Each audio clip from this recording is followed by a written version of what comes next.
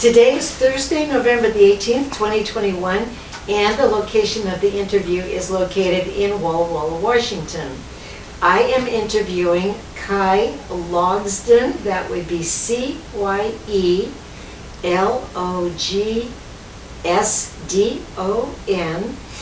a veteran leaving the service as a hospital corpsman 3. Yep, third class. Dixie Ferguson and Vic Phillips, the videographer, are conducting the interview today. All right, Cye, where were you born and when? I was born in Colfax, Washington, 9/18/46. You just had a birthday. Yep. Okay. And what war and branch did you serve? I was served in the Navy. I was a hospital corpsman, and I was in the Vietnam era war. Okay. And I think you already answered this. You served in Vietnam. Yep. All right. And were you drafted or did you enlist? I enlisted. And were you going to be drafted? I got my draft card in this album here. I got it when I was in Chu Lai, Vietnam, and the captain wouldn't let me come back to Spokane. That's quite a story. You beat him to it. Yep. Okay. Now, when you enlisted, and by the way, why did you choose the Navy? Well, I'll be right honest with you. I had a very good recruiter explain to the Navy corpsmen how they lived. You know, worked in hospitals, ate good. He didn't mention the Fleet Marine Force because the Navy supplies all medical, dental, nursing, all. Well, the Marine Corps is part of the naval organization, and they supply all the extras that the Marine Corps needs. Do you think he conveniently forgot that one? He's a recruiter, yes. Okay, moving along. Where were you living at the time that you enlisted? Cheney, Washington. Cheney. And at home? Yep. And your parents, would they think of all this? They probably knew it was coming? Oh yeah, oh yeah. You know, my dad enlisted in the National Guard at Pullman in 1940, and they had an Army reunion every year for 50 straight years at E Company. And all my brothers, my sisters, are all named after somebody at E Company or someone's wife. He was quite the Army guy. Oh yeah, what it was they were just starting to come out of the Depression. They joined the National Guard. They got $25 a month. They got 3 meals a day, and they had clean clothes to wear. Yeah, that would be the seduction. Yep. Absolutely. And my dad was on the way to the Philippines on the Lorelei cruise ship with crated airplanes. They were 3 days out of Hawaii when Pearl Harbor was attacked, and the ships came back to Hawaii. My goodness. And just on a side note, so what did he do from that point on? He was an infantryman. And his group relieved the Marines in Guadalcanal. Your father fought in Guadalcanal. Yep. That's another story. Yep. Wow. But I've got all that on the CD. Yeah. It's called The Little Picture. Wow. The guy I've named after, Carlisle and Big Cye, they spent 25 years building this movie called The Little Picture. Wow. Obviously, your dad left a huge impression on you. On all of us boys. And he did come home. Hmm? Thank God. No, yeah, I wouldn't be here if he didn't. He did come home. You're right about that. All right. So you got your letter, report in to where? We were at boot camp? Oh yeah, I left Spokane. It's all down here too. I left Spokane in the middle of the night and landed in San Diego at I'd say 6 o'clock in the morning, 7 o'clock in the morning. I don't really remember nowadays. That was the first time I'd ever been on an airplane. And there was a gray bus waiting for. There was 6 of us from the Spokane area. We got on the bus. I remember going down, going into the naval recruiting boot camp area, and standing around for, it seemed like, hours before someone come and got us. And then we got, basically walked into a building, got rid of all your civilian clothes, got your Navy issue, got a haircut, then marched off to a boot camp. Do you remember your initial thoughts after arriving in San Diego? Reality had set in. I was going, what the hell am I doing here? They all say that. So, how long was boot camp in San Diego?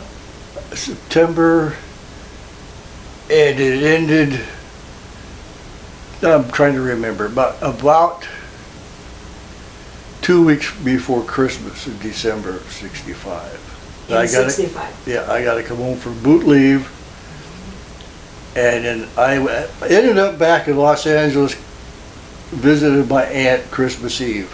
I was one homesick kid. Then we checked into hospital corps school at San Diego Balboa Hospital, and they didn't want us there because the classes didn't start until after the 1st of January. So the special services, there was 4 of us, gave us tickets to Disneyland with a motel room paid for and all the chits, I guess you want to call it, for food at Disneyland. So I got to spend 4 days in Disneyland. All right, not bad. Your boot camp, getting back to that for just a few minutes. Okay. What was that like? Was there a typical day? Mostly is a lot of classwork. What were you learning? Forward, aft, starboard, port. You learn the Navy language and the way Navy did everything. I mean, that's what boot camp. Nothing medical yet. No, that was a completely, that's a separate school from boot camp. I went in as going to Naval Hospital Corps School. That's what I was guaranteed already. You were guaranteed? Yes, or I was going to be going to school in the Navy in San Diego. Any medical background in your family? No. Okay. All right. I just thought it would be exciting to be in a naval hospital. I didn't even think about ships or any of that stuff, because why would they have corpsmen on a ship? Well, I found out differently after a while that there was a corpsman on every ship. The government way. Yep. Well, so so your time at boot camp, like you say, the Navy way then? Yep. Learning the Navy way. Yep. Food, okay, classes? Food was, in my opinion, was very good. And as far as accommodations, big barracks? Barracks, yes. Okay. Did you enjoy it? Some of it I enjoyed very much, and some of it actually got very repetitive. I mean, by the time you were done, you were done. Yeah, and you never walked anywhere. You marched everywhere you went. And why is that? To train you to be a cohesive unit. Yeah. That's probably the best way to put it. That makes sense. So after fun at Disneyland, you come back to Balboa. Yeah, Naval Hospital Corps School at Balboa. And a very big hospital. Huge. It was, I think it was the only, I was under the impression it was one of the largest Navy hospitals, and the commander of the hospital was an admiral. Wow, no kidding. And, yeah. And the Corps School was very, very intense. Would you explain that? Well, you learned how to give shots, how to draw blood, how to order medications, with different kinds of medications, what they were used for, liquid medications, how to measure it. I mean, you learn pre-med. That's the best way to describe it. And it was classwork. I mean, you had to pass a test every week on a certain subject. And we were there from January to April of '66. Well, that isn't every day. 5 days a week. Were there any women in that group at that time? No. There were ladies, girls, that were in the hospital corps. Their school was somewhere else on the East Coast. I have no idea where. Okay. So you were a group, like how many were going to graduate at the same time? I got a picture I can show you. Okay. If I can find it real quick. Alrighty. That's good that you kept that. This is my hot core school class. That looks like a Navy uniform. Yep, it was taken back there at Balboa. Okay. Were you liking the courses? I loved it. And I did well enough that if you did well enough, you put in a dream sheet where you wanted to go naval hospital you wanted to go to. Well, Did you want to stay there? No, my first choice was Bremerton. Of course. And then Whidbey Island Naval Air Station, Sandpoint Reserve Naval Air Station, and I got Bremerton. Oh. And I was there from Bremerton for, let's say April through September of '66. I was in orthopedic surgery when I got my orders for FMF. For Fleet Marine Force. Okay. Okay, when you were still in San Diego, was it hands-on or mostly classroom? In the Balboa? 99.9% classroom. Classroom, okay. So it was kind of like the internship would be at Bremerton, meaning hands-on. Yeah. Okay. So you're up at Bremerton. How long was that going to be, being there? I was April, May, June, July, August, and September. What did you think was going to be after that? Was that the unknown? That was unknown. Until I got my orders. I was assisting a surgeon, an orthopedic surgeon. I was in there assisting, learning basically. They worked on the orthopedic ward. And that's where they come in and pulled me out, handed me my orders, and said, you have to be out of here by tomorrow. Wow. And all my orders just said was FMF, wow. Camp Pendleton, it was Oceanside, California. And I had like 2 weeks to leave, and I had to be down there, and I can't even remember when I got down there now. Wow. I was sometime, it was October. Okay, when you were at Bremerton, were you already treating the wounded coming home from Vietnam? Yes, ma'am. Yeah. Did you have a lot of conversations with them? Not very deep. Most of them wouldn't talk about it. Yeah. But you were in the surgical, is that right? Orthopedic, surgical. And that was probably the biggest, the busiest, I'm guessing, area. The ward was never empty. You're right. It was the business. They were at 24/7. I'm curious. You were seeing all these injuries coming in. Yes. This is war. What were you thinking all that time?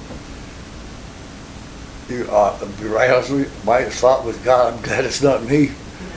Yeah. And I'm not alone in that either. I know that. But I'm 20 years old. I'm going, God, I'm glad that's not me. But then they changed my idea on that real quick. Yeah, no kidding. Do you think, okay, when you got to Camp Pendleton, then you knew where you were going?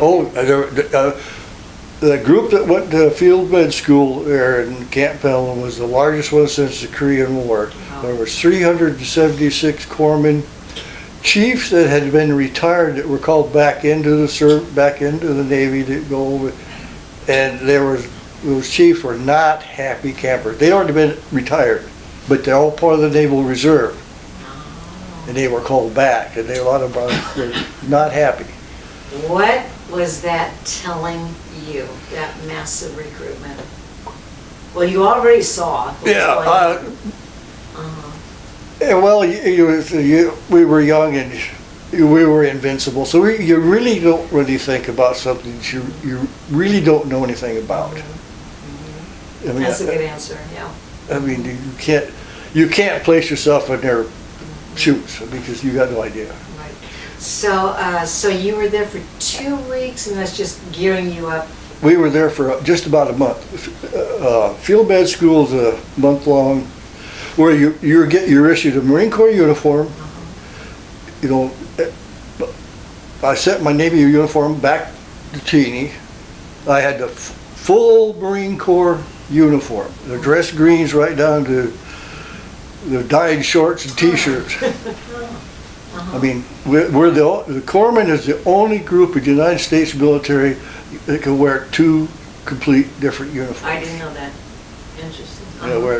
I could wear my Navy dress blues or Marine Corps dress greens. I couldn't wear the purple, the striped pants, the fancy one, because that strictly was for me.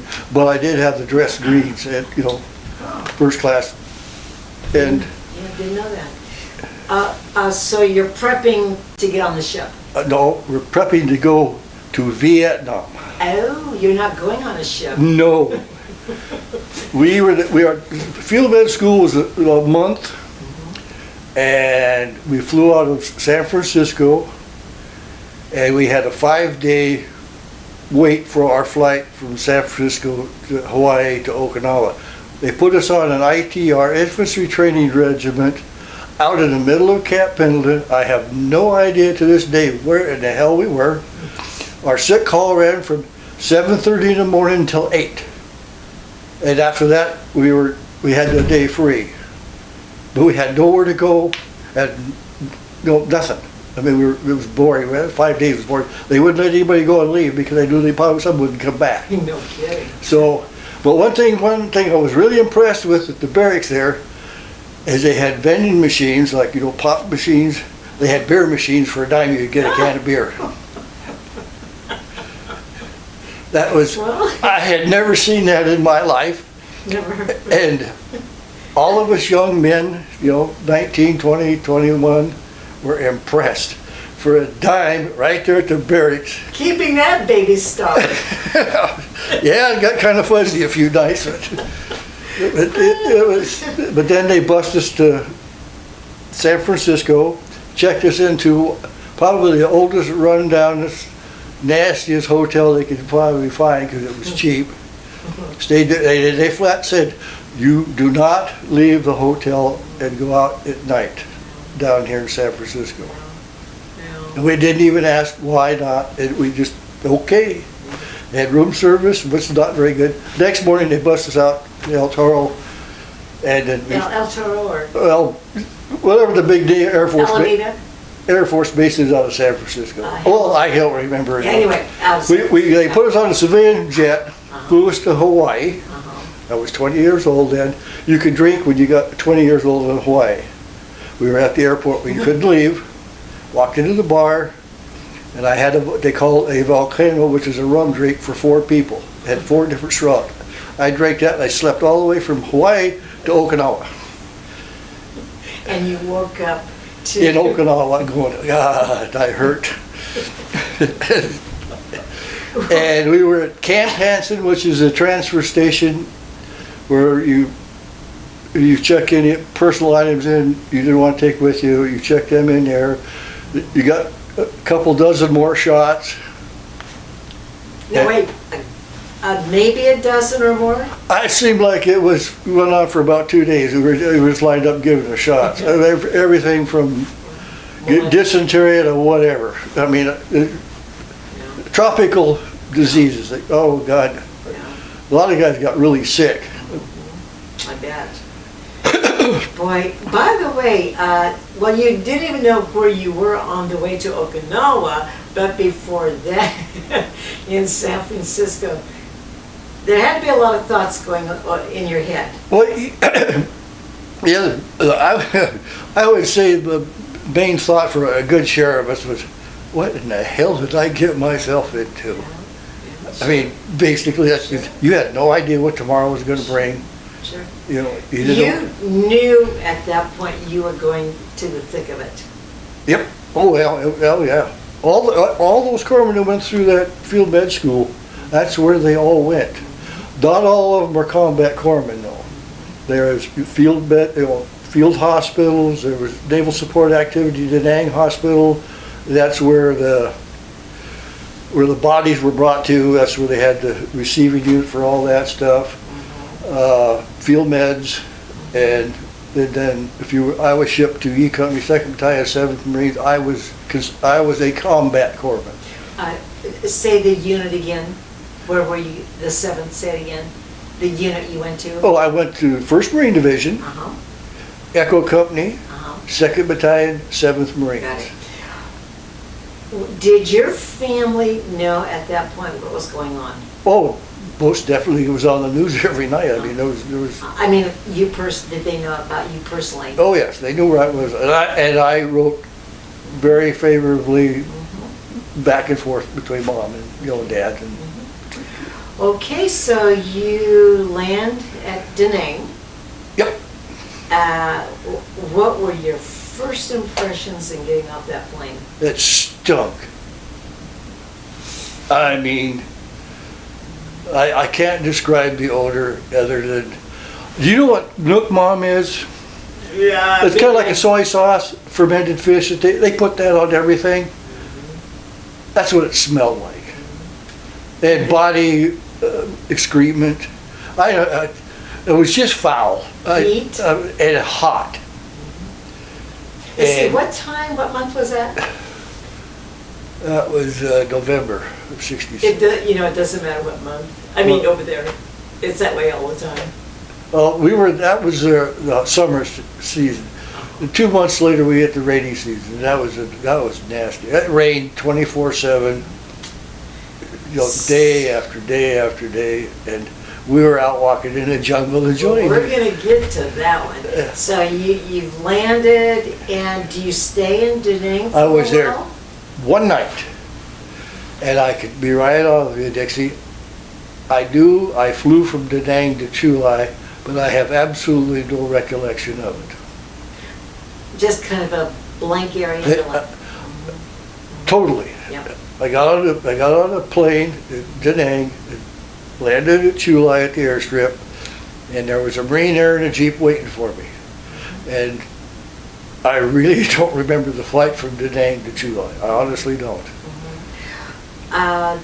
Why were you going to Chu Lai? Because that's where my company that's where my battalion was located. Right. Base camp. Yeah. So. Okay, you're there. Do you stay there for a while? Okay, I got to put this in order. It was 2 days before Thanksgiving. Martha Ray was in the dining hall singing "You Left Your Heart." I left my heart in San Francisco. So did you. And there was only 3 of us in there, and I was totally, absolutely, had no concept of what was going on, because you really don't. I remember getting issued my field gear, my Unit 1, my helmet, my flak jacket, my pistol, my jungle boots, and all that stuff right then. And I stayed there 2 nights, and right below the hill where we were at was a 105 artillery battery. And that damn thing shot all night long. I didn't remember getting much sleep because every time they'd shoot, I'd jump. And new noises. Very noisy. And the next day after Thanksgiving, they put me in a Jeep loaded with like an ice chest with their hot boxes. They took Thanksgiving dinner out to the 3rd platoon, which I was assigned to. And Were you by yourself when you came into I was by myself. Oh. Going out, and I relieved another corpsman because his time was up. He said, "It's your responsibility for the 3rd platoon. There's 2 or 3 of us." He got in the Jeep, left. He didn't even say jack diddly what we were doing or anything. But I have to admit one thing. The Marines, the infantry there, really helped me, and some of the senior corpsmen explained what was going on. And most of the corpsmen that served with, or most of the combat corpsmen that I knew, their thought was, these are my Marines, I take care of my Marines, and my Marines will take care of me. Especially the corpsmen. Yeah, because we did everything that the Marines did except for go through their silly boot camp. I mean, I walked miles and miles in the jungle with a pack, Unit 1. I carried a rifle. They say, well, the corpsmen, they're supposed to be non-combatant. That was not true. Not true. No. Because I've always heard 45, but... I carried a 45 caliber pistol. I only took it out of my holster twice, and I gave it to one of the Marines to clean because I didn't know how to clean the damn thing. And it was moldy. The leather pistol holders in the tropics don't hold up very well. And your sidearm stayed moist all the time. And I pulled it out. One of the reasons, God, Doc, give me that. And he field stripped and cleaned it up. I polished up my bullets. They were moldy. And this is a really stupid question, but I just can't imagine a 45 being much of a defense. It isn't. That's why I carried an M14. All approved, no problem. No problem. And then we were at I gotta stop thinking. We were somewhere on the Chu Lai. I got it. I remember. And that's where the Army switched. We got the M16s from the Army. They brought out. They took all the M14s away, and they gave each one of the Marines 250 rounds of ammunition. There was no booklets on how to take them apart. Nothing. There was really a bunch of pissed off Marines because they didn't really know what to do with the damn things. And that was in the Chu Lai area. The Army passed them over to you? Yeah, they come out in the great big. They come out in deuce and a half trucks. All these things are in crates, and there was not one crate had a booklet on how to take an M16 apart. Oh my gosh! And they only had enough ammunition, was 250 rounds per minute. That was it. Thank God. And so you're in Chu Lai, and then within days, then you're out. Okay. I went to Chu Lai. We spent the whole month of December on a company movement. We were out in the field for a whole month of December. Moving all the time? All the time, constantly. What was your mission? I really don't know. All I know is I didn't get to see Bob Hope. And it was a rainy season. And it was we were literally walking through jungles, and you know I have no idea what the purpose was. Would you describe that in a day or two? What was that like? You're in your foxhole sleeping bag? No. We slept on top of the ground. We did not dig a foxhole. You can't dig a foxhole in a very heavy jungle type background. Sure. And if you weren't, you were in a rice paddy, and you did not want to dig a hole in the rice paddy because they happened to fill up with water. In fact, I'll tell you how exhausting it was. We were somewhere in Vietnam, in the south part. Couldn't tell you where. Mm-hmm. We laid down and we were in a dry rice paddy, and we all woke up, and the rice paddy had filled with water, and not one of us woke up. All my stuff was underneath the water, and you found your stuff and got out. And from that on, for about 5 straight weeks, you were wet, constantly. The jungle rock. I had on my ankles, just above my front feet here, my front leg, I had ulcerated jungle sores. It took 3 years after I was out of service for them to clear up.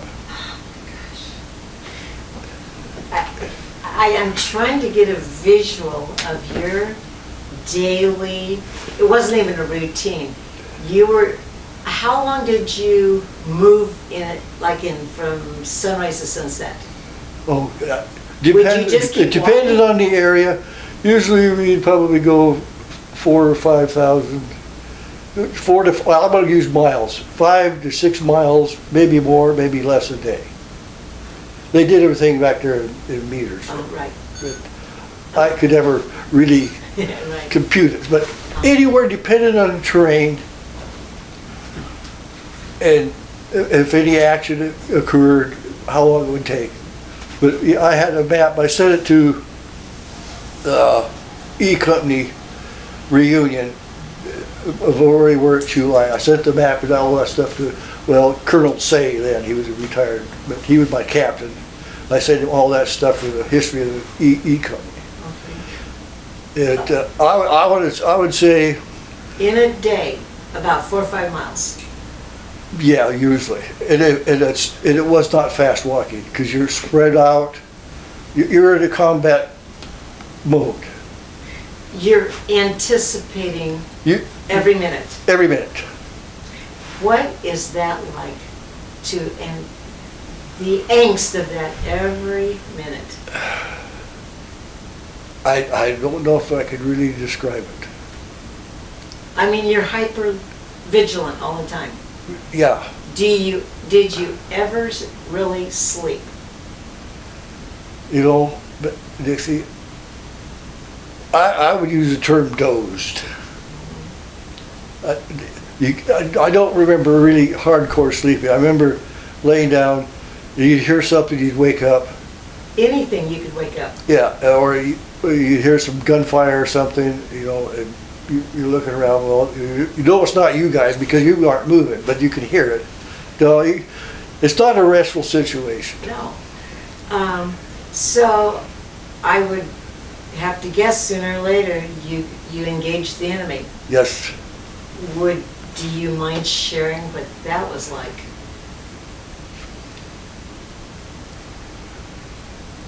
Boy, I can't really describe it. It was frightening. But usually when we engaged, heavy engaged, but the first things you heard was Corpsman up, and from then on I was busy. I didn't really... What did they say, Corpsman up? Corpsman up. Meaning? There was a wounded or somebody hurt badly. One of my Marines had been hurt. Corpsman up. Corpsman up. Like And- get up here? Yeah, get up to wherever, whoever was hurt to patch them. I mean, And where would you typically be in the... okay, in a squad, Uh-huh. okay, depending on which squad I was always 3 men behind the radio operator. Would you be a target? The Navy corpsmen over there were, between the radio man and the corpsman, were top targets for the Vietcong. Even more hyper-vigilant? Could they spot you? Would they know? They would know. I had my Unit 1 kit on me. They would know that. They would know, that's what they would look at, a radio operator. The guy that carried the radio was also a high priority target. Communication, yep. Yep. Okay, so there was a battle. They called for you, for the wounded. Yeah. And I'm trying to sort this out because I can't visualize it. So you're having to deal with any kinds of wounds. Yes. And how do you do that? I mean, any kind of... You know, Dixie, I can't. You just did it. You don't stop and think. You respond. Is this where you felt like your training... Okay, but this is where training comes kicked in. Yeah. You reacted. You didn't stop and say. You didn't do a complete physical. You didn't ask them where it was hurting. They were bleeding. You stopped the bleeding. You called for a helicopter to evacuate them out. I could override our company commander on some of that stuff. If I wanted one of my Marines gone, he had to order in a chopper because there was no argument. Well, how bad would the injury have to be? I don't have it. Well, I'll tell you, you don't, let me stop here for a second. I gotta get my perspective. We gotta remember, all of us Marines are between 17 and 21 years old. You think you're indestructible. And that's not true. If one of my Marines was hit, depending on the severity, most wounds, we talked about it, a bunch of guys. Our biggest fear was getting crippled. If you're dead, you're dead. There's, end of story. But the biggest fear, especially with the booby traps, those were the worst things that we ran into, was being crippled. Losing a leg or an arm or both legs. I came across that. It's okay. If it's just getting too overwhelming on No, some of these topics. I haven't thought about this in years. Yeah, and we hear that too. Well, if it gets too intense for you. Well, I'm trying to get over it. No, the worst ones were the booby traps or landmines or set bombs. They would let somebody go in. They would remotely detonate a bomb. Those were our biggest worries. In exchanging rifle fire, whatever, you pretty knew where they were at, they knew where you were at. But it was the booby traps that were really they were the nastiest things that we put up with. It's like over in Iraq and those IEDs that they call them, that's the same damn thing. It's just, you don't know where they're at, where they're gonna go off, and you can't see them. And the shrapnel. And that was the biggest worry that we talked about. You're dead, you're dead. We accepted that. It was the idea of being crippled was on everyone's mind, And being blind.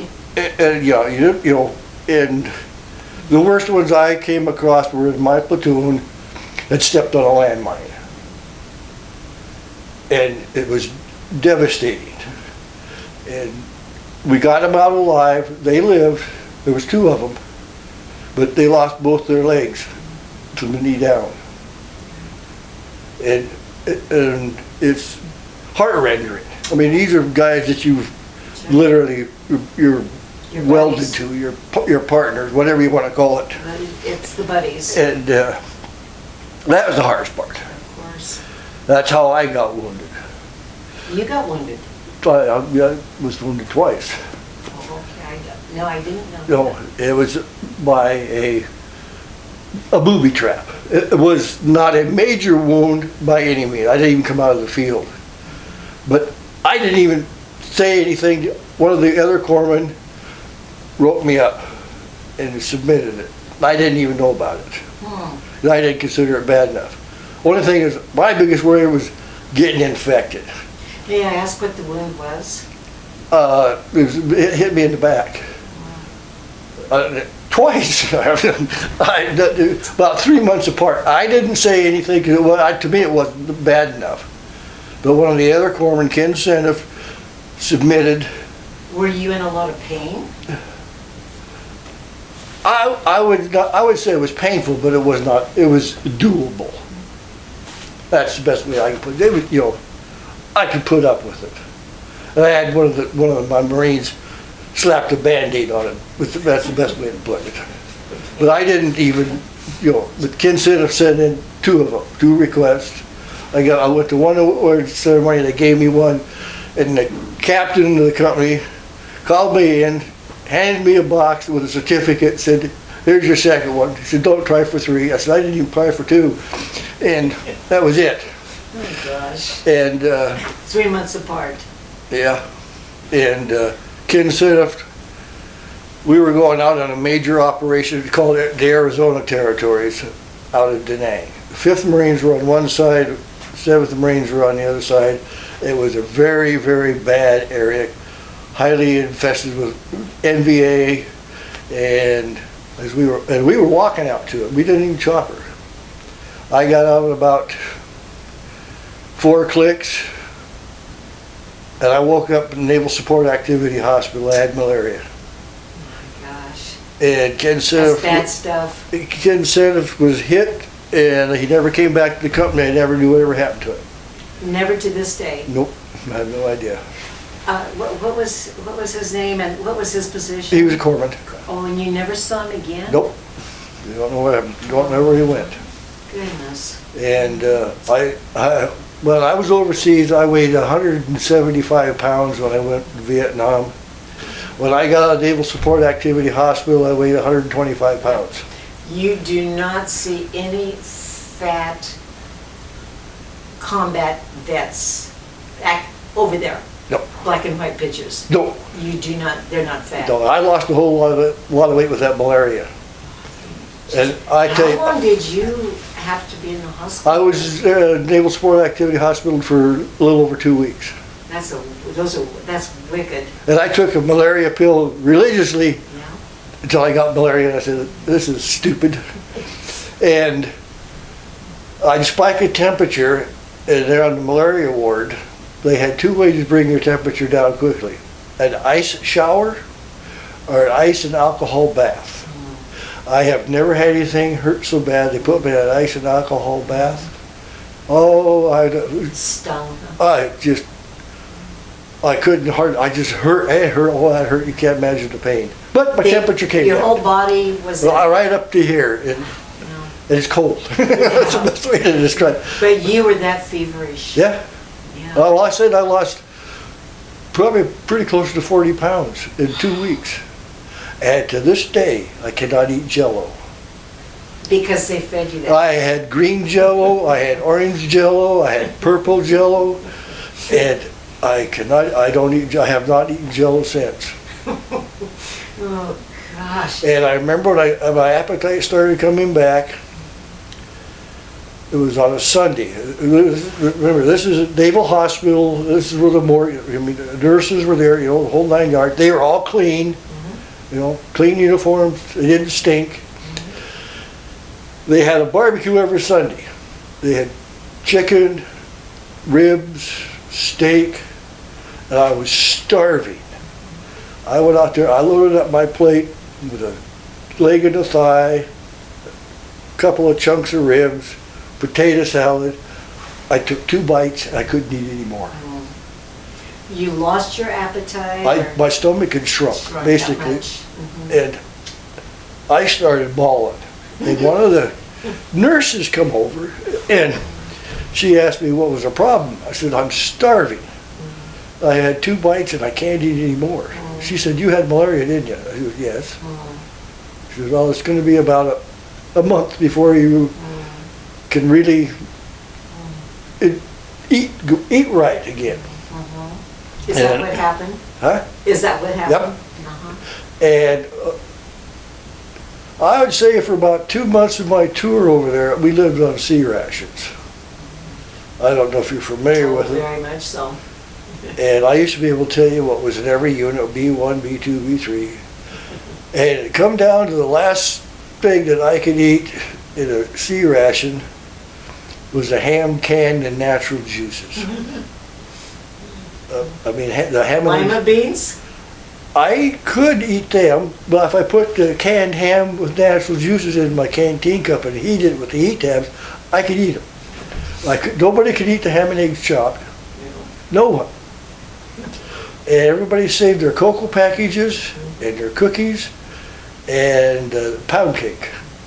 And they made frosting, and that was your dessert. You guys were very creative. Oh, you had to be. Yeah. And the only time we really had anything, if we were back in company area, then they had a chow hall for us. But we spent most of our time out away from the company. Keeping clean, no such thing. No such thing as a shower. Every time it rained, we got cleaned. Yeah. I'll give you an incident how I can relate to that. Yeah. I was out of the company, I was back in the battalion, and I got volunteered. I'm sorry, I got volunteered. Oh, volunteers? I did. I said I got volunteered to go with an ad hoc group of Marines. They flew us out to the top of a hill. There were 6 or 7 Americans there, all clean utilities, had the biggest radios I'd ever seen. We set up a perimeter. Well, come to find out, they were from a Navy ship, and they were calling in coordinates for naval gunfire. Huh.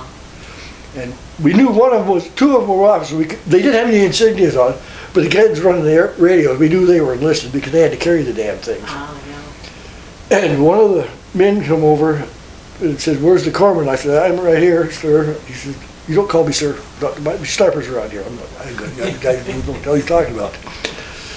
And he said, "When was the last time you took a shower? God, you guys stink." I said, "The last time it rained." And he looked at me and said, "You're combat corpsman, aren't you?" I went, "Yes." He said, "How would you like to do something for me?" I said, I'm going, "Oh God, what does this guy want me to do?" He says, "When I get all ready, I want you to come over here. I'm going to hand you the mic, and you're the key, and I know how to do that." Okay, he said, "I want you to say fire, fire, fire 3 times, and hand me the mic back." Well, when I found out it was a cruiser Canberra, 8-inch naval gunfire, I have no idea where they were shooting. I have no idea where the ship was. And he asked me, he says, "Would you like to come back to my ship and get cleaned?" You know, and I thought, God, it's easy now. But I said, I can't. I'm responsible for these guys, and I got to go back with them.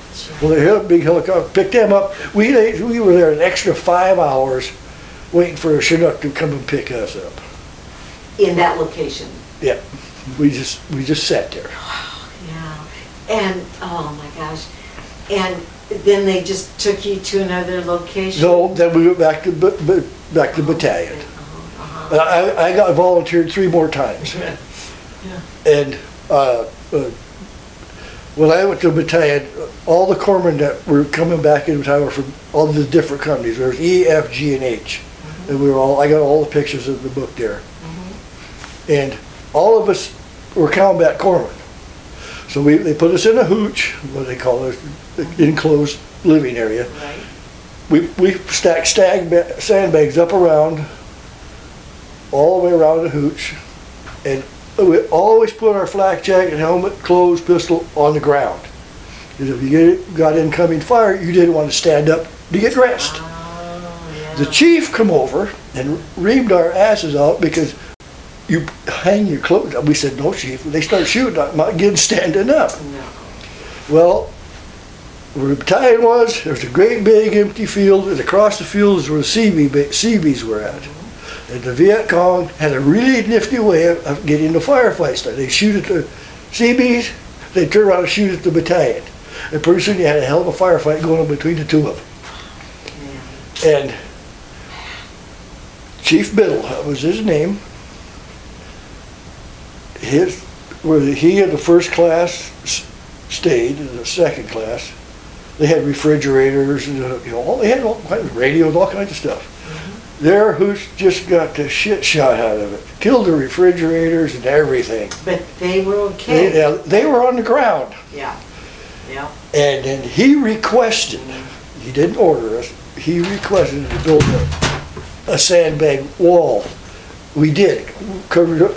It was huge. And as long as I was in battalion, we didn't have anything to do. We filled sandbags. We filled hundreds, all of us. It's just for something to do. Yeah, yeah. And I got pictures of that in there too. Oh, and being safe. Yeah. Putting sandbags up. Yeah. Yeah. So it would give us something to do. Yeah. Let's see. When you got hit, were you about halfway through? And then you got malaria? How far along? I was about halfway through, yeah. I got malaria, I can't even remember now. It was in the summertime. But did you have to go back out in the field after you got Yes. back out again? Yeah. How did you do that? I mean, the strength. You just did it. You didn't stop and analyze it. You're just young and that was your job. Did you think you were going to come home? Most of the time, yeah. Uh-huh. There's a few times I was kind of iffy. Why would you be, I mean, you knew the statistics, you knew what you were doing. Did the days go by fast or slow, or you counted the time? Sometimes they went just dead stop time-wise. It just seemed like it was never going to get dark or, And other times you woke up, next thing you know it was dark. I mean, I can't describe it any other way. Tell me what it's like after dark. Well, there isn't a whole lot of noise made by anybody in the company or platoon areas. You have... what are you doing from nighttime to morning? As little as possible. I can't explain it any better than that. You're not out walking around having a cigarette or, you know. Are you just sitting, What are you doing? It's just laying down resting. Just resting? Yeah, sleep a little bit. I always hear them when they change guards. I mean, it wasn't quiet. They tried to be. Yeah. And quite often at nighttime we'd get mortared or sniper fire, so you're spending a part of the night sometimes in a foxhole. Yeah, but you can't get used to that. They're shooting at you. It's part of the routine. I can't describe it any other way.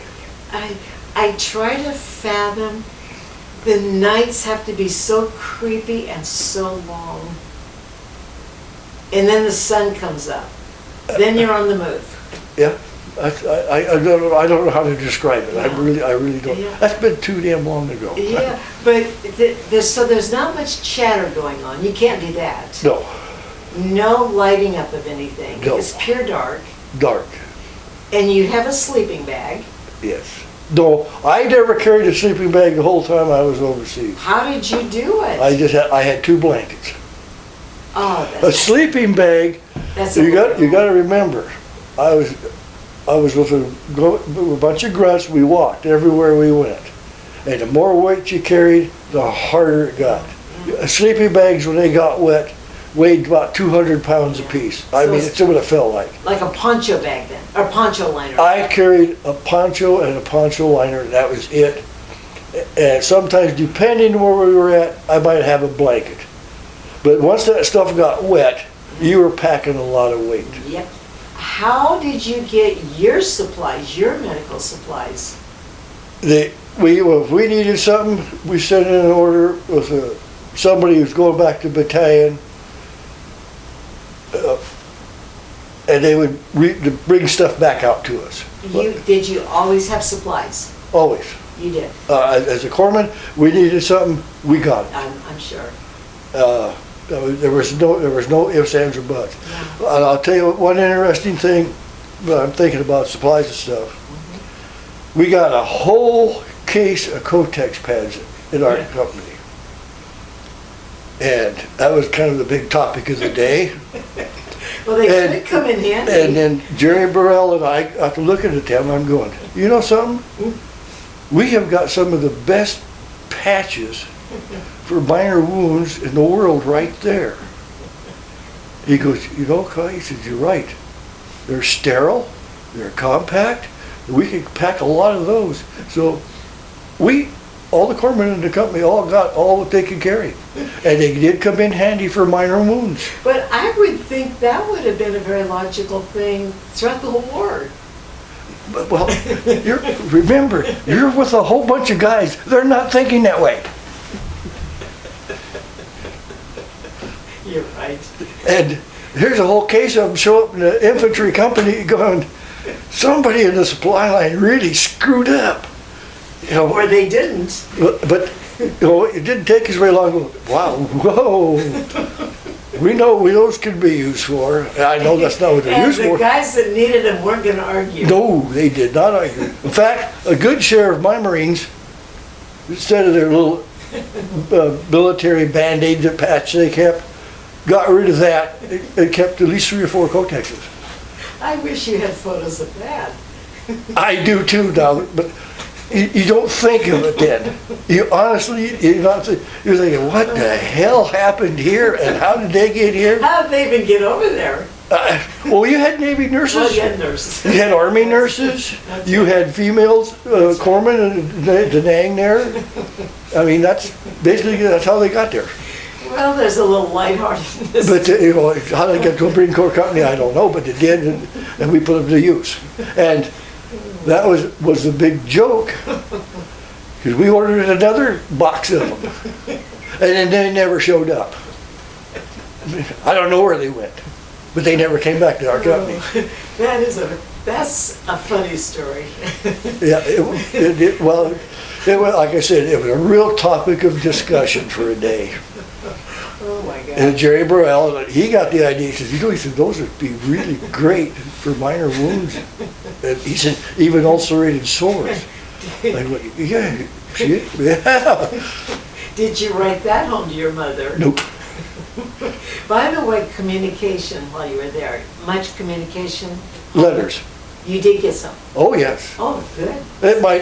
I got a picture in here of my 21st birthday. My mom made me a cake and sent it there. It's in that album. Oh. No, I was very good at communicating. That's, happy, well, did you tell them everything going on? No. Yes, yeah, but they probably knew different. Mom didn't have a clue. Yeah. Dad did. Yeah, sure. But Dad never asked me anything. Sure. Because I didn't have just hoping and praying. I just didn't have nothing. This is the most I've talked about it since 1969. Right now? Yeah. My gosh. Well, we're privileged. We're extremely privileged for this. I mean, it's just something most people don't understand. I understand that. And, I do. you know, that's a dilemma. Yeah. So you don't share. Well, most combat personnel, Army, Marine, whatever, that are in combat, you will get very, very few of them to talk about it. But maybe with each other, or even then. I could sit down with some of the Marines that were in Vietnam. I didn't know them. They might have been there. Yes, we can. We could sit down and exchange war stories because we know exactly what each one of us went through. Do you think that's what your father went through when he came home? Exactly, war. Exactly the same thing. So I said that company of theirs, they all grew up in the Whitman County area. F Company was from Walla Walla. And E Company was out of Pullman. And all these young men, 18, 19 years old, depression was just kind of sort of ending. You know, there was really no jobs. They got $25 a month, food, like I said, food, clothes, and they got to travel. And, you know, they took the train down to California, some Army base down there. And they were stationed at Fort Lewis, which is called the wettest military base in the world. And it's the Band of Brothers. Yeah, they stayed together. They would not talk. My mom knew nothing about what my dad went through in World War II. And none of the other wives do anything. They just was. Very common story. They stuffed it and went on with life. Yep. As best they could. Yep. That's correct. And you guys did the same thing. Yeah, when I come back, when I got home Thanksgiving Eve. And the first, I tell you what, when I left Okinawa to come back to the States, it was a non-stop flight from Okinawa to El Toro, California. And they had sandwiches on the airplane, and that's it. I mean, this is a commercial jet. It's stewardesses, but there was no booze, no nothing. They had 21 years old, you know, I wanted to drink. Well, we got to there, we got a taxi cab. There was four of us. I was a corpsman and the rest 3 Marines to Los Angeles International Airport. Walked into the cocktail lounge, I sat down, and before I could even say anything, I had 7 drinks in front of me. Really? This was in 1969? No. Oh, 1967. 67? I was there from November to November. Were you in uniform? Yes, I was in Marine Greens. So not everybody was dissed and disrespected.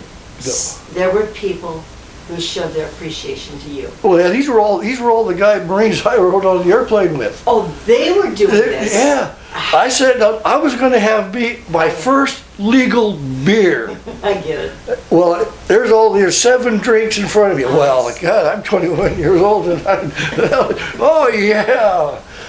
I'm sorry, I was surprised, but it was your buddies. Yeah, they were my Marines. I didn't really even know them. Exactly. We all came back safe. They identified you. And we got on a plane northwest to Seattle. Right. More drinks. Landed in Seattle. Got on Northwest Orient Airlines to Spokane. More drinks. I got off the plane in Spokane. I didn't recognize my dad, my mom, my brothers. Did they recognize you? Oh yeah, I staggered right through them, right into the lounge. And my dad come in and got me. He said, your mom's out there bawling. I go, what? I didn't see her. She said, that's because you're so damn drunk you can't hardly walk. But he understood. Oh yes. He understood. And I made, one thing I got home, they postponed Thanksgiving dinner. And I said to everyone, do not come in to my bedroom and try to touch me to wake me up, because I will try to come up and I will probably try to shoot you. I didn't have a gun, but that would be my reaction. My next to youngest brother, Bobby, oh, he must have been about the 4th grade or 5th grade, somewhere around there. Come in and shook me. I hit him. I come right out of the bed, wasn't even thinking, and I hit him. I hit him really hard. And he's never stopped reminding me of that. He's retired now too. He gets it. Yeah, but oh yeah. He, all 4 of my brothers were in the military at one time. We only branch of service that we didn't cover was the Coast Guard. And for the record, would you name each of your brothers and what branch they were in? My brother underneath, Lester Logsdon, he retired as a command sergeant major out of the Army. All right. Bobby did 4 years in the Air Force. My youngest brother, Billy, who has passed, did 4 years in the Army. I did 4 years in the Navy with a year with the Marine Corps. Excellent. Excellent. And your dad, what a legacy that he influenced all of you boys. I wish I went in the Air Force. Your mom, I need to talk about your mom for a minute, because she's gone through all of this. Oh yes. Well, what was she like through all of this? Strong. She's probably the strongest person in the family. I would say, yeah. And she never asked me any questions. She saved all my letters.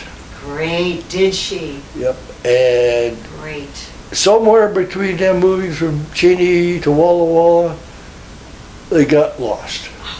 And because that was the first thing I wanted to do. When Dad died, I wanted the letters so I'd sent home. And Mom said, I don't know where they're at. They didn't make it from Cheney to here. Oh, that was your whole journal. And not only that, we communicated. We used to have those little little tape players. Well, we communicated with that too quite a bit. Well, I've got 2 of the tapes, but nothing to play them with.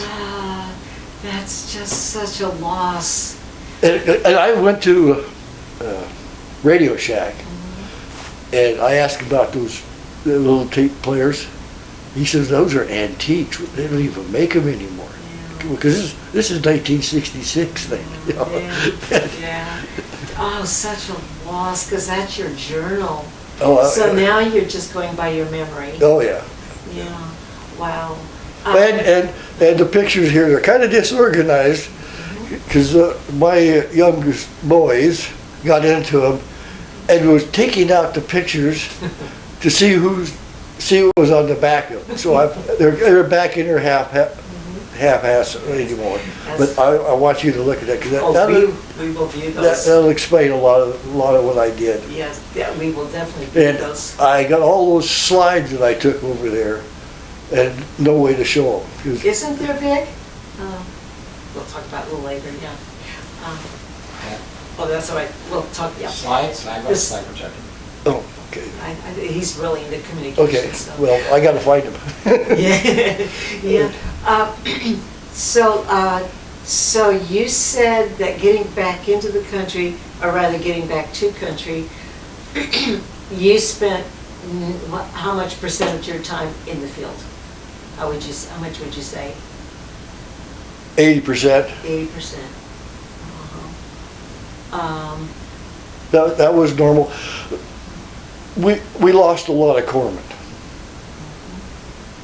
A corpsman's expectancy statistically to make it out alive was not very high, or without being wounded seriously. And the obvious reasons would be because they were in the line of fire. They were combat corpsmen. That's right. They were right there with the Marines. They were right in the middle of it. Well, that article that Navy Best did, one of the Marines described what a Navy corpsman did. I mean, that's the best way to. Yeah, very interesting. And I was the lucky one. Because of all the corpsmen that were with me that I went with, there was only 2 of us that made it all the way through. Really? Yep. Really? Well, when you're in a combat situation, you're right there where everybody's getting hurt and shot. I mean, you're taking care of them. I mean, Dixie, you don't stop and think about anything, but you got a Marine, your Marine is down, you gotta get him fixed. See, that's my question. You are so focused, that's all you're focused on. Yep. You're not paying any attention, really, what's going on around you. I hate to ask this question. Once you got him patched up, stop the bleeding, get him to where he's supposed to be, what did you do next? Did you just keep walking, kept moving? You just kept right on going. You don't stop, you don't think about it. You did what you were supposed to do. That's what you're supposed to do. It's so hard for me to comprehend this. Well, I know. but that's the way it was. That's just the way it's just like all these articles about the Navy corpsmen. Yeah. They did what they had to do. So, again, at nighttime, like I'm asking you, it gets quiet. You've had action, injuries, some deaths. Is that just still going through your mind? No. You just shut it down? You can't, me, Yeah. I did not dwell on it, because you start dwelling on something like that, pretty soon you're not functioning at all. Did they tell you all of this as much as they could in training to prepare you? Well, you cannot basically prepare for combat. Right. I mean, they can tell you what could happen, Right. this, that, but this mind doesn't comprehend it until you experience it. By the way, when you were in training, were there corpsmen who had returned home, or those who were training you that had been there? Nobody had? Nope. Okay. If you were to come back, would they ask you to do training? Nope. That's it? That's it.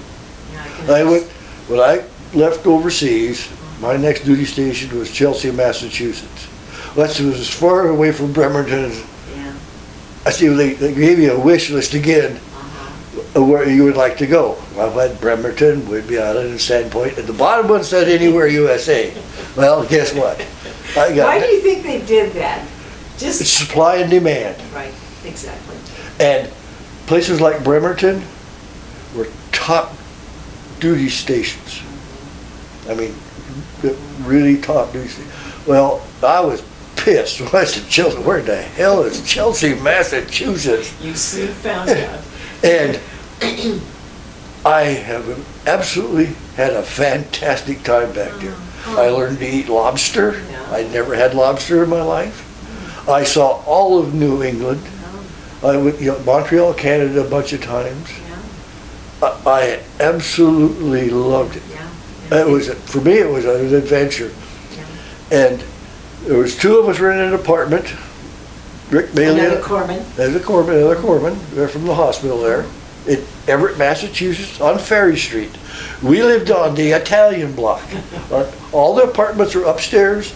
Downstairs where all the stores were. Oh boy. And across the street was the Jewish block. Oh boy.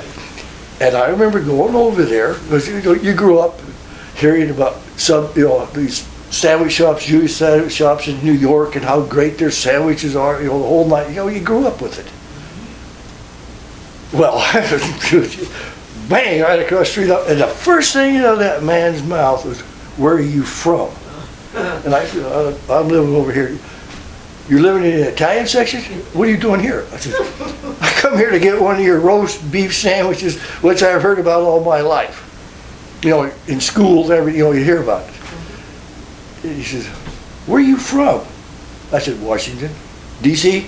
"No, state." I said, "I'm stationed at the Naval Hospital." He says, "Oh," he says, "it's very unusual for someone at that block to come over here." I said, "Well, they don't have good deli sandwiches. They got meatball sandwiches. Isn't that funny? Pizza. There was that much separation. In that area, Italian block, Jewish block, Polish block, German, and they did not mingle. Goodness. And Rick was from Tennessee, I'm from Washington State, and I never grasped that concept the whole time we were there. Yeah. There was a restaurant there called Leeches, and outside it was an advertisement. Every Wednesday evening, from 5 to 7, 2 lobster dinner for $5. Wow. So Rick and I went to Leeches. We walked in, there wasn't a soul in the restaurant. And I'm looking around, and there's about 4 or 5 guys sitting clear over there, just barely, you could barely pick them out. So we sat down. We were there about 20 minutes. No one showed up. And I got up, walked outside, and looked at the sign. Yeah, Wednesday night, 2 lobsters for dinner for $5.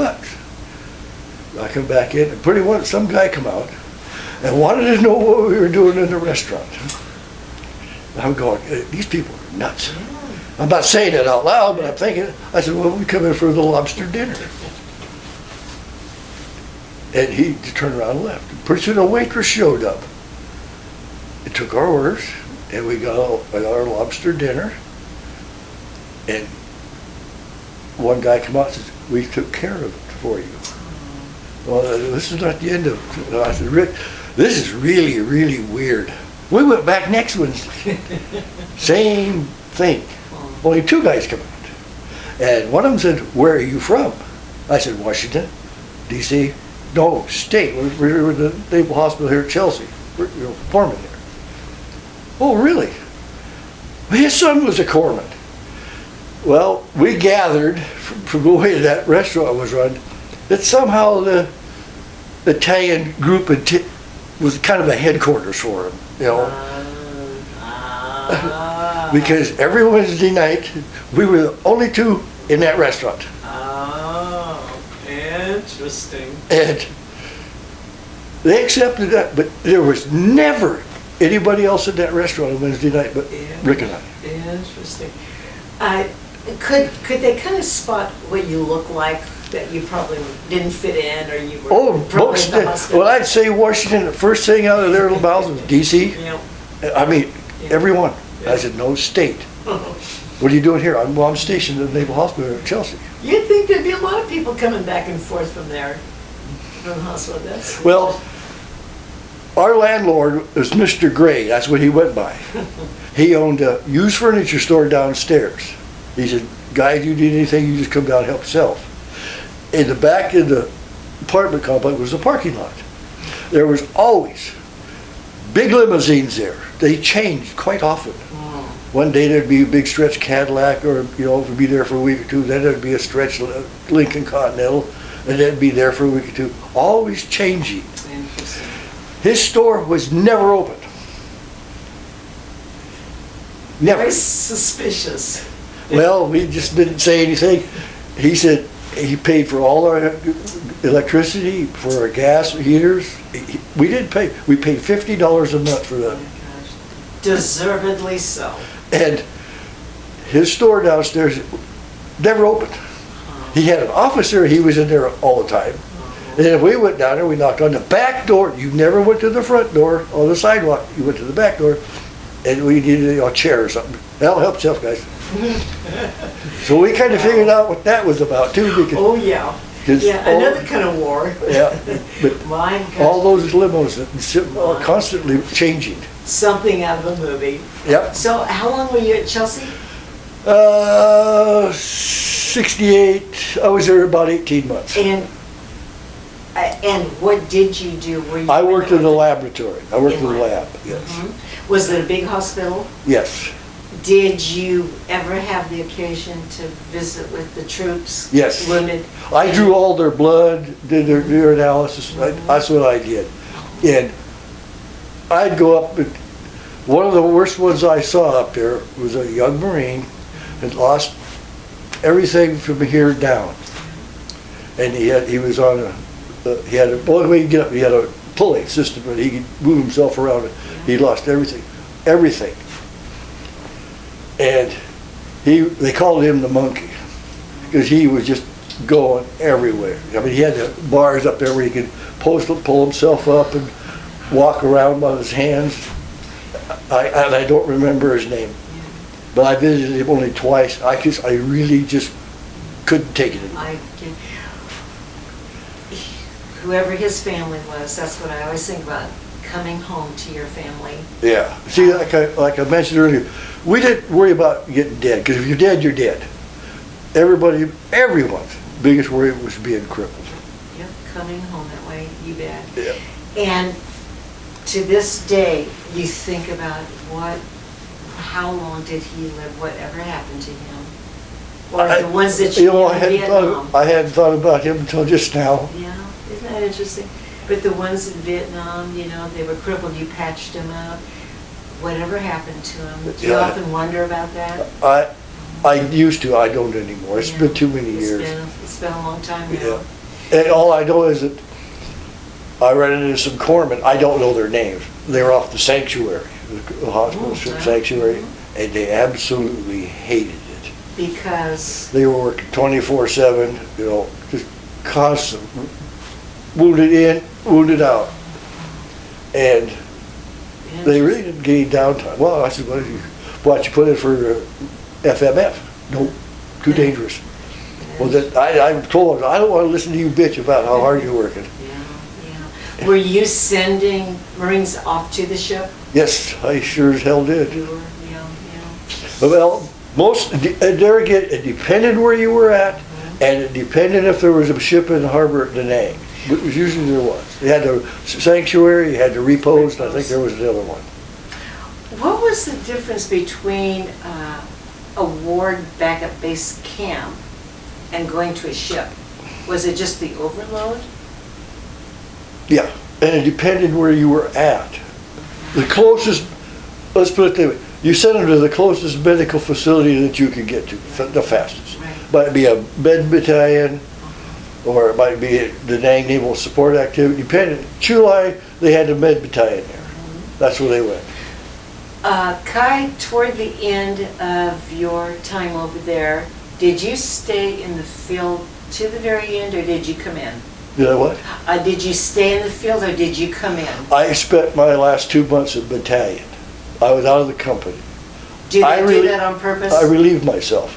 Okay. I came into the battalion to get some supplies, and there was about 8 brand new, squeaky clean corpsmen that just got there about 5 days before. And the chief said, well, we got to get them acclimatized. I said, no, we don't, chief. I said, they got to get out in the field. We got a bunch of us want out of the field. I've been out here over 10 months. Yeah.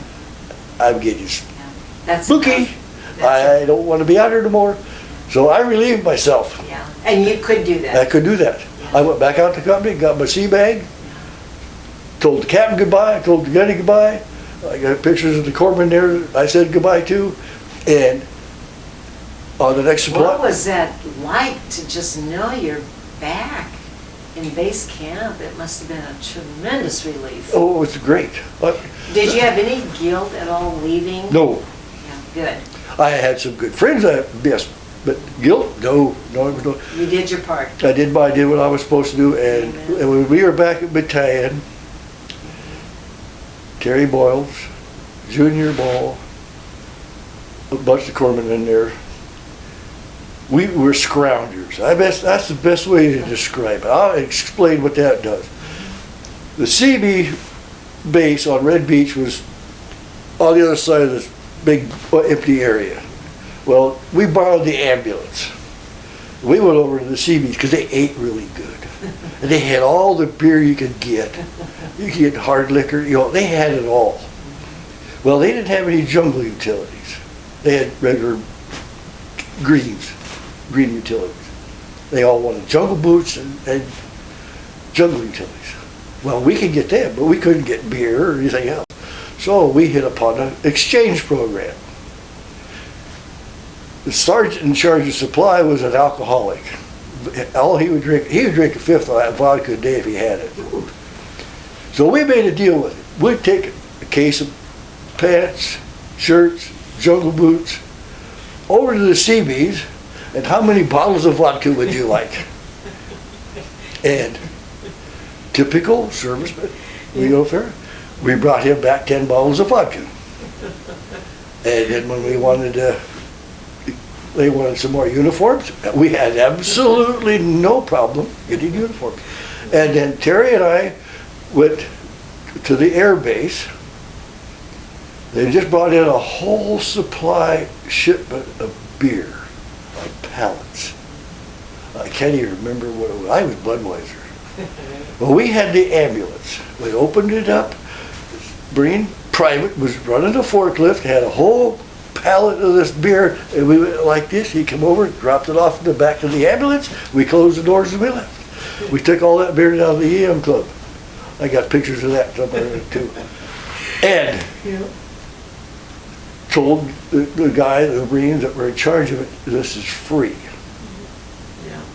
As long as it lasts, it's free, because we had to spend a nickel for a can of beer. I mean, oh God, that was just horrible. You knew you're a professional scrounger. Well, we had to do something. Yeah. Well, they did not put you to work in base camp. What's that? They didn't put you to work in base camp in the field hospital. Battalion? No. They did not. Combat corpsmen did not ever go to anything like that. You were through. You were done. Yeah. Period. Yeah. By the way, I'm very curious. Did you have a relationship with the medevac pilots? No. You did not. No. I'm kind of surprised. Because you don't know who was, it could be an Army helicopter, or it could be a Marine. Right. Mostly it was Marine, but you didn't have a chance to visit. Yeah. And I'll be right honest with you, to this day, I hate the sound of a Chinook helicopter. Because they come out of Pendleton, and I hear that, I can hear that damn thing. You know them before you see them. Yep. Because I've ridden in them too damn many times. Yeah. And it's really a scary feeling to be in a helicopter and see holes appear in the side of the helicopter. That's very interesting that you mention that. Because I hear them. You can tell them. Oh, I just hate this gripes on my nerves, just ooh. Oh, that's interesting. Boy, sounds and smells are so powerful. Oh yeah, and we were going out to a hot LZ, and we were taking rounds, because they're pretty basic helicopters. They're not fixed up like, there's no soundproofing, there's no nothing, thin aluminum on the side. We were watching holes come through it. And the sergeant said, everybody on the deck, on your back, because the deck was heavily plated. And he said, now, what I want you to do, because we got so much weight here, everybody put your legs up in the air. And we did. And I got to thinking, what the hell was that going to make any difference in the weight? But it broke the tension in the helicopter, because everybody started to giggle. Our feet are up in the air, we're going, oh, this is really stupid. Now wait, why were you riding in helicopters very often? Too damn many times. Oh, because you were being transported, or what were you? They would say that they would take us, say a reinforced platoon, fly us to this place over here, drop us off and say, walk home. Yeah, got it. Yeah. And you just hate it. To this day, I just really don't like it. I totally, I get it. That's basically, I got pictures of here, I gotta show, I can't explain it to you, I'll show you, I can show you some pictures of literally mountains. They drop us off at the top of the damn things and say, this is your route, look for the VC, watch out for booby traps. And it was solid jungle. I mean, and one thing that I had an absolute fear of, I know it's really kind of silly now to think about, was leeches. Oh, no. They're horrible. Oh, and they don't necessarily live in the water, they live in the branches. You watch them fall out of the branches onto you. And, oh God, I'd look down at my feet, my boots would be full of blood. I'd pull my pants up, there'd be these big, long, nasty, Nothing good about this. No. By the way, would you ever be interested in going back to Vietnam? No. I know a bunch of guys that have, and They described, it wasn't satisfactory to them. Was it propaganda? Or just too much change? Just too much change. I mean, I have to admit, on the coast there, where we at quite a bit, there were some of the most beautiful beaches you'll ever see. When we were at the Esso plant, which is below Highbond Pass, that's where I left the company. That sandy beach, oh God, it was gorgeous. Only problem is, we couldn't swim it. Yeah. Sea snakes were so damn bad. And they were probably the most deadly snake in the world. And the only time you could ever really try to get one, we had to frag the water. And the minute we did that, the Vietnamese were over there grabbing all this stuff up, putting it in the boat and taking off. Nothing fun about it. Nope. How about the snakes that you hear about, the deadly snakes in the jungles? I only ran into, I always say like a boa constrictor, maybe twice. And they're huge. That's enough. Yeah, but it's the ones that everybody would wear was the poisonous ones that I never ever saw. Yeah. But of course, then I wasn't really looking for it. Yeah, that would keep me awake at night. But those things, you just don't think, you don't dwell on it, you don't think about it, you know, period. So, boy, Cye, I could just, for 2 more hours, I could just continue on here. How many months did you actually, how many months were you in the field? 10. You had said earlier you came out at 10 months. Yep. And most of the time you were in, I can't comprehend that. How you got through that, honestly, God bless you. Well, I was just luck of the draw. It just wasn't my turn.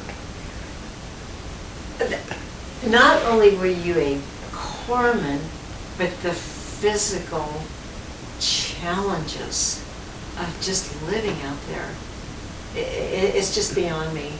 There again, you don't dwell on it. Yeah, just beyond me. And what you ate, and anyway, the whole thing is, and I get emotional about these interviews, Cye, I really do.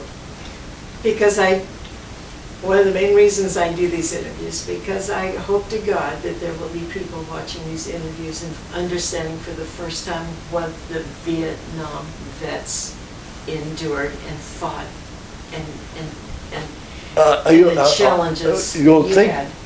Dixie, go and thinking about it now. Many, many years later, I come to the conclusion we had absolutely no goddamn business being in that damn country. And would you mind explaining that? It was supposed to be, quote, a peacekeeping mission. I started with President Kennedy. Johnson, yeah, Kennedy and Johnson. Mm-hmm. Yeah. Mm-hmm. And it just kept getting bigger and bigger. Why did that happen, do you think? I have no idea. I think it just got completely out of hand. Mm-hmm. Well, you know, they would not bomb Hanoi because of the civilians, but the B52 strikes, I don't know how those people lived through some of that crap. I know. Because that was the only time I wasn't allowed to take a camera. When we were out after a B52 strike and checked what was there. Usually it was just a whole great big bunch of holes in the ground and all the trees and brush are gone. Mm-hmm. If there had been bodies that you had never seen, but we were not allowed to take cameras. Mm-hmm. And we were checked. Mm-hmm. But I took some pictures when we flew over. Mm-hmm. And it was eerie. I don't know how to explain it. Like a moonscape? But no one liked doing that because it was just dead silence. Just it was. I don't want to. It was one of those things. I don't want to be here. Yeah. We never found a body. We never found anything that resembled anything other than some of those holes you could put a 2-story house in. Wow. And we were out. We were choppered out one night, parked on a hill, reinforced platoon, and told not to move. And we go, what the hell is this all about? Don't move. Well, we found out about midnight. We saw these big flashes coming at us. It just roared, and the ground shook, and it went right on by us. And it was 5 miles away from us. It was a B52 Arclight. Wow. I don't know how many bombers were up there, but those B-52s carry a lot of bombs. And that went on from there to there, and it was 5 miles away from us. And all I can think about, if that pilot is off 1 degree, 1 degree this way, I wouldn't be sitting here talking to you. Toast, yeah. And none of the Marines like to go on those trips at all, because it was just absolutely eerie. You do wonder how the Viet Cong got through all that. Truly. Most of the time they were buried back in some cave somewhere, didn't bother them a damn bit. Yeah. So getting back to, in the beginning, did you believe in the cause when you went over there? I don't really remember even really thinking about it. It was I don't want to put words in your mouth, but as time went on through the year, were you getting pretty cynical? No, I really wasn't. It was just years later, kind of thinking back, Looking back. what the hell were we doing there? And just like Iraq and Afghanistan, you know, Yeah. what are these poor kids going through for years at a time, again? Yeah. And some of these kids that are coming back are lost. I mean, they are lost, period. I totally agree with you on that. I mean, there's no business for this country to be involved in places like The that. ravages of war. Yeah, and it's protracted on and on. We still got troops in Iraq. Yeah, you're right. You would think we would, well, anyway, you'd think things would be done differently, but you signed up, you served your country incredibly honorably, proud of your job. You must have had the total respect of everybody around you for what you did. I know you did. Boy, I know you did. I took care of my Marines, and my Marines took care of me. And I use the word my Marines. That's right. That's right. And all the combat corpsmen that I knew, it was I took care of my Marines, and my Marines took care of me. That's right. And I repeated that when I was at Chelsea. And one of the nurses said, I don't understand what you're talking, well, they're not your Marines. I said, yes, ma'am. They were my Marines. Yeah, I get that. I get that. And she wandered off, you know, like I was nuts or something. She should came back yeah. I ran into her about 3 weeks later. She stopped me. She says, I know what you're talking about now. Exactly. Exactly. Yep. And Yep. so, And no one left behind. nope. Yeah. Well, coming to, it's so hard to end this, but you're boarding the plane, coming home. Yeah. That day, do you remember that day? Lifting up, leaving the country? I was basically overserved for much of that trip. Or whiskey and beer. I never did get a beer. They had shot glasses there. I mean, I had just sat down and then they showed up. Well, I'm 21 years old. I just spent a year with the Marines. I'm tough. Oh, yeah. You can justify it all. But Dad was a little irritated when I got off the plane to Spokane because I didn't even see him. And they had signs and everything. Did they? Yeah. Oh, boy. Homecoming. And I walked right through, right into the cocktail lounge, sat down and ordered a drink. But it just had to seem so surreal being at home. Yeah, and Yeah, back home. that was Christmas. That was Thanksgiving Eve, Wow. 1967. What a your mom, what a Thanksgiving gift, huh? Well, we didn't have Thanksgiving until 2 days later. Yeah. That was Thursday, Friday. We had it on Saturday. Wow. Well, there's more to your story now, and we'll have to kind of live along here. You got a job, got married, Yep. had a family. Yep. So can you tell us? Well, let's see. My wife and I celebrated our 50th anniversary in July. Congratulations. And we lived in the same house for 47 years. Here in Walla Walla. Right here in Walla Walla. And you've worked here. I worked at the penitentiary for 36 years. God bless you. And we raised 4 boys. Uh-huh. Only one of them's married. I got 3 grandkids. The rest of them all got girlfriends off and on. Yeah. But Yeah. they've reached an age where I don't think they're gonna get married. 'Cause my oldest one, Do you want to name names? oh, Name your kids? Rodney is my oldest one. He's named after my best friend in Spokane. And there's Michael, named after a very good friend out of Richville. Andrew, it's just Andrew. And the other one was named after one of my uncles. And he's got an original Logsdon name. His name is Daniel Tyra Logsdon. T.D. Logsdon, my grandfather, was Tyra Daniel Logsdon. My family had come into this country in 1851.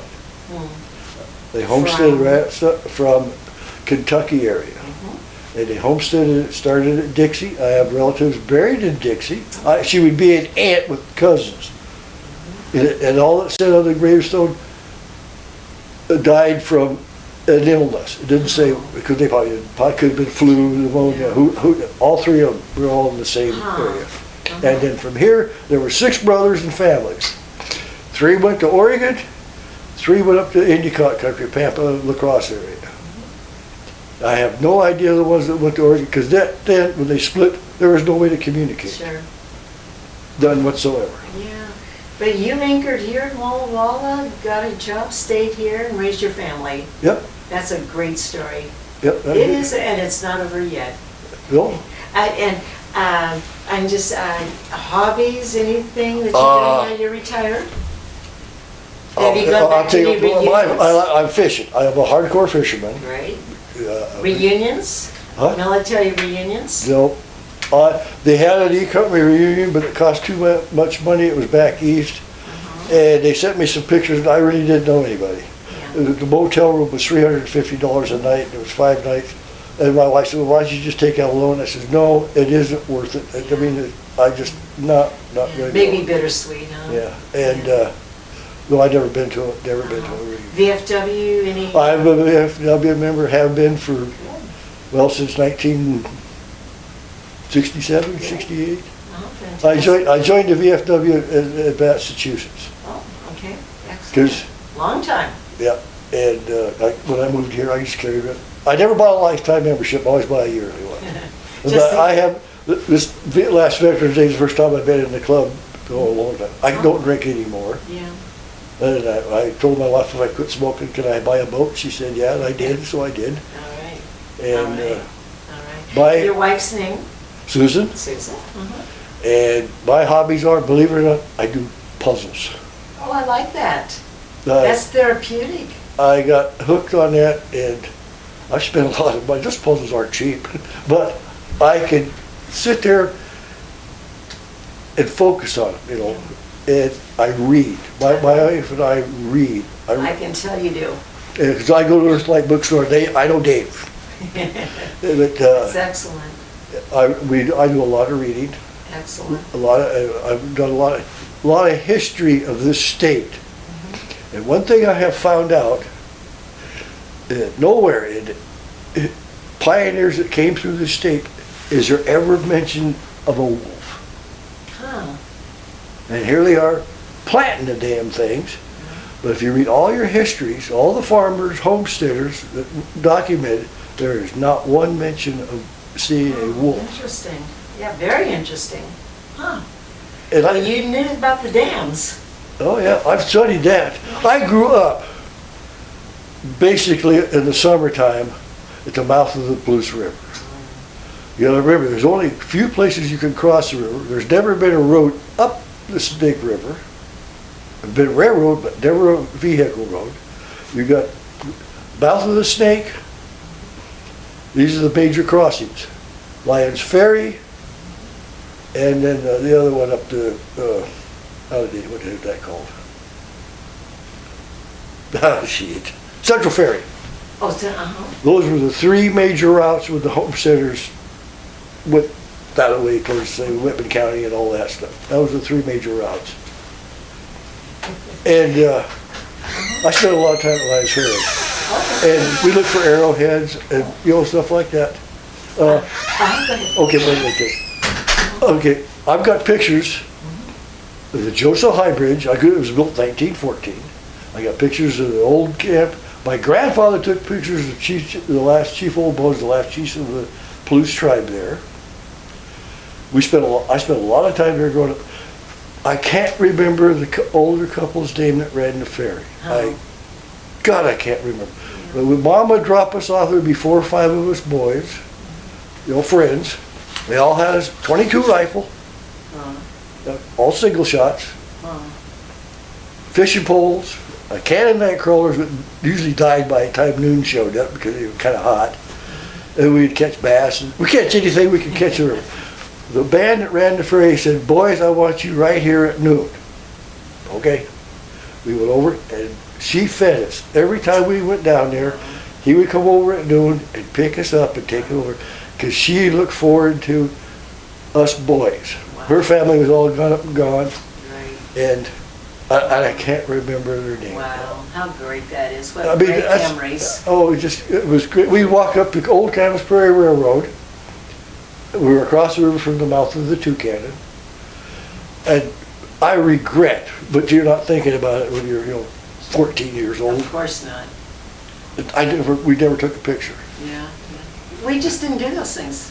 And I had been on the Snake River by boat the whole length of that river. Not at one time, but at different stretches. Because they had a boat launch at Riparia. And the guy I went with was a Henley, I can't remember his first name, Richard Nervik, on a Sunday.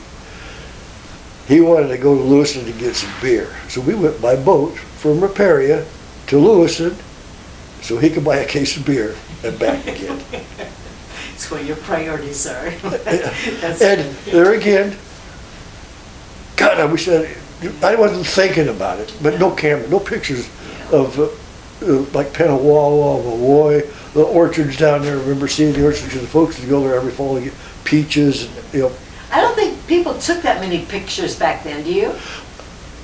I don't think so. I was going to go over to Whitman and go through their archives, but I kept putting it off, and I just gave up on it. Yeah. Because the lady that owned the restaurant at Central Prairie before it was flooded out had pictures on her walls there, of old pictures of gill netters on the Snake River, commercially gill netting. She had those kind of homesteaders, covered wagons, family pictures. She had the restaurant there. She was open only at noon. And it was first come, first served. Yeah. So when we were hunting in that area, we made sure we were there at 11:30. You bet. And it was all family style. She just brought out like a platter of chicken and potatoes and set it down in front of you and you helped yourself. Great. And when it was gone, she was done. Well, they moved her store up. You know where Deadman Creek is up there? I don't. Well, she moved her store up there. And I regret not asking her for those pictures because when she sold it out, the store went down.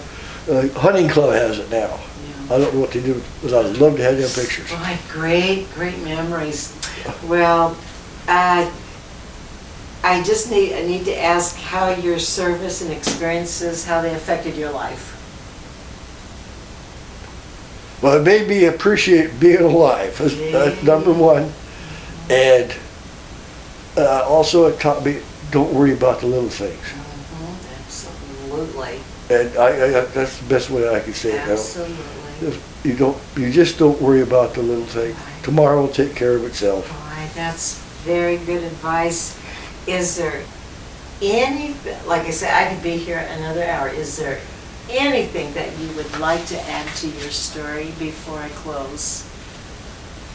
No, the only thing I would add, it was a life learning experience that a small group of men got to really experience, and I sure as hell wouldn't want to do it again. No kidding. But and you kept saying you can't explain it, and you can't explain it fully. No, it's an experience that's really not explainable. Yeah. It's like any of the World War II vets that have been in combat, like, God, they were in crap for years. Don't ever talk about it. Yeah. Jay. They don't ever mention it. Jay. And it's the same thing with the guys that were in hardcore combat in Vietnam and Korea. They don't ever talk about it. And Vic and I fortunately have been able to capture the World War II, a number of them around this valley before they passed on. That's great. That's We great. did. Would you agree, Vic, that I think they were ready, because they were toward the end and they were ready to share their stories. Yeah. And they were open at that time. And Yeah. we captured some amazing Oh, I can stories. imagine. But your story is so unique. I couldn't wait to hear your story. Because I don't think I've interviewed a corpsman before. Well, we are a unique group of men. Yes, you were. You sure were. And that's from Civil War basically all the way through. There's always been a corpsman taking care of a Marine somewhere. That's right. Desmond Doss, have you ever seen Desmond Doss? They made amazing movie. I'm surprised. What was the name of it? Desmond Doss, he was a conscientious objector. Boy, I haven't been to a movie in years. yeah, this one is riveting. It's within the last few years. I guess I'll just wrap it up and then I'll talk to you some more about that. But I just want to thank you for bringing your photos and sharing your stories today, Cye. This is a privilege for us. Thank you. Very much of a privilege.